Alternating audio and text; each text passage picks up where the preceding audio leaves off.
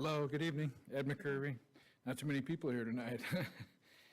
I noticed that on the closed door session, you guys have the city manager again. And I'm going to come back before you again and repeat much of what I said before. Let's make sure that the new council gets a chance to make this selection. There's no reason at the 11th hour, and it's more like 11:59 here, that you would make this decision in haste. You know, what I've learned throughout leadership is that there's always an acting person.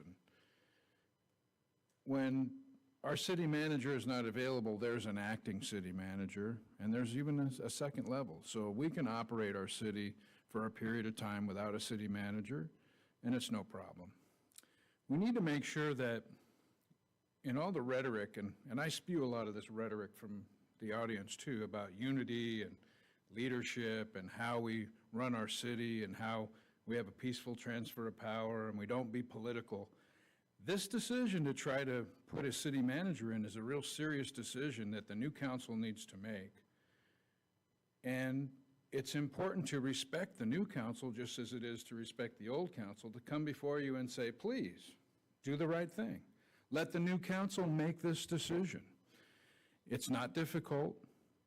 It's something, as you guys leave, this may be one of your last meetings, that you can say, hey, let's leave this for the next council and do the right thing for our city and make sure that the next council gets to select from that short list of people that they're going to be working with. When John was here, he was here for 17 years. It's a decision that's 17 years long in that case.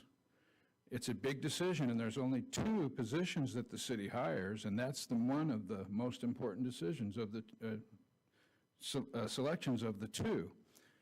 And so I would just implore you to say, hey, discretion is the better part of valor. There's no reason to rush through this.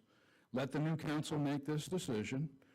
Put this off until the new council is sworn in next week, and then they can start that process and get it done expeditiously for the city without an interruption. And we can do the right thing for our city for both the past and future councils. And that council will be able to work with the city manager hand in glove on the agenda that the people sent the new council members to achieve. It's important that we honor that, and we honor the vote, we honor the men, and we honor the candidates, that they not be put in a position that may be even perceived as political. Please do the right thing.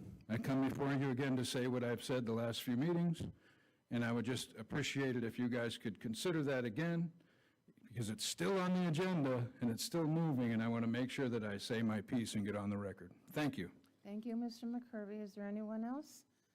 Do we have anyone on virtually?